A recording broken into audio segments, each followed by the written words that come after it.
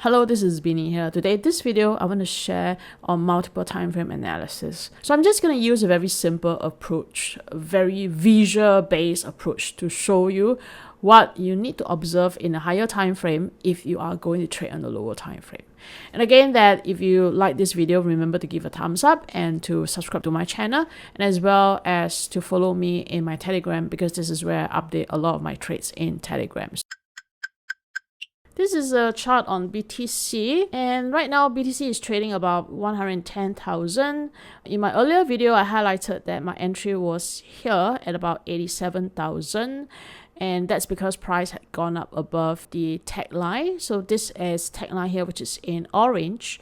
Now this is a system which I've designed to show price trend mathematically. That means that when price is above this level here, which is about 86,594, then the downward movement would officially have ended mathematically. And right now we know that price is moving higher. Now there are a few things why I decided to do so. That means that why I decided to take a look at this trade, and it has to do with multiple time frame. That means that I always refer to the higher time frame as a confirmation to know that BTC is still in an uptrend. So there are two ways to do that. Number one is to just look at the prices.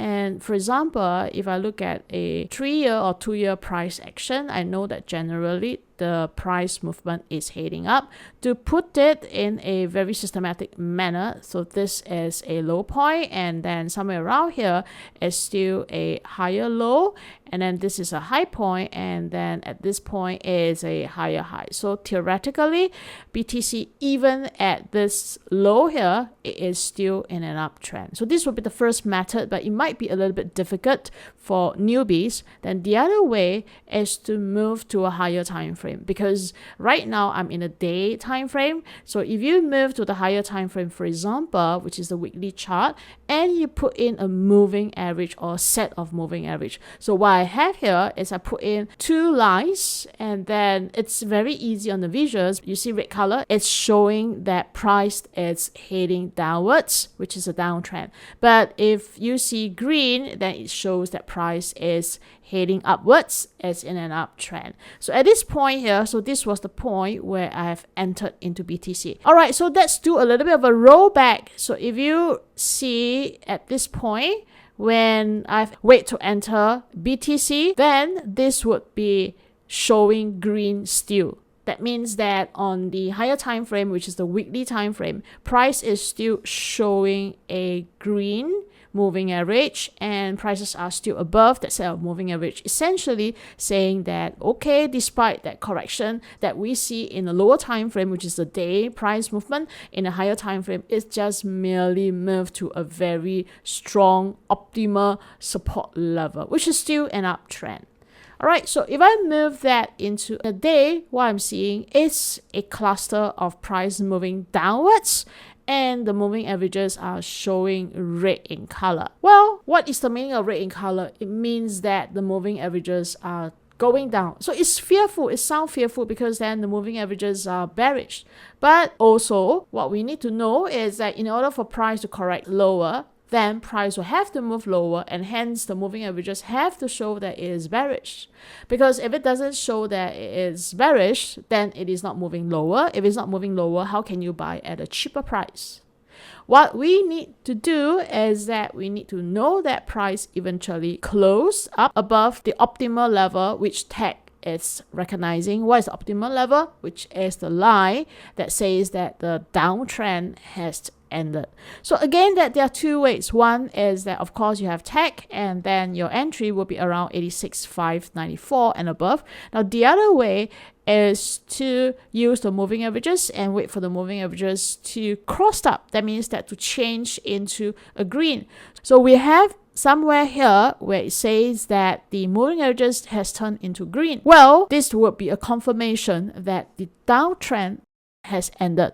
But as you can see, if you rely on the moving averages because they are lagging, then you probably be looking to buy into BTC at 94, which is slower than tag entry here. Now, of course, then you say it doesn't really matter, because then, well, price is right now at 101. So even if I buy around 94, it's still okay, it's just fine. But then sometimes it isn't moving this manner here, right? So we wanted to have a more optimal entry, which I believe that would be the use of tech. But if you can switch between the two time frame, that means that, let's say for example, if your execution time frame is a day, then go to the week and to check whether it is still showing an uptrend. If the week is still showing an uptrend, then you are trading in line with the higher time frame. Now let me just show you another example here, because viewers asked me to talk about NIO. So I just want to illustrate what I've covered with NIO. So this is the chart of NIO. Let's look at the moving averages. The moving averages slanting downwards. The answer is yes. Is it in red? Yes. What this means? This means that it is still in a bearish mode. So even if one is to long NIO, you are buying NIO in a downtrend mode here. Okay, so if I were to switch that into a day, then what I have would be the set of orange lines. It means that this would be the resistance of NIO only if NIO can close above the resistance by tech, which is about 4.41, then it means that NIO has done a reversal. Okay, but it's on the daytime reversal.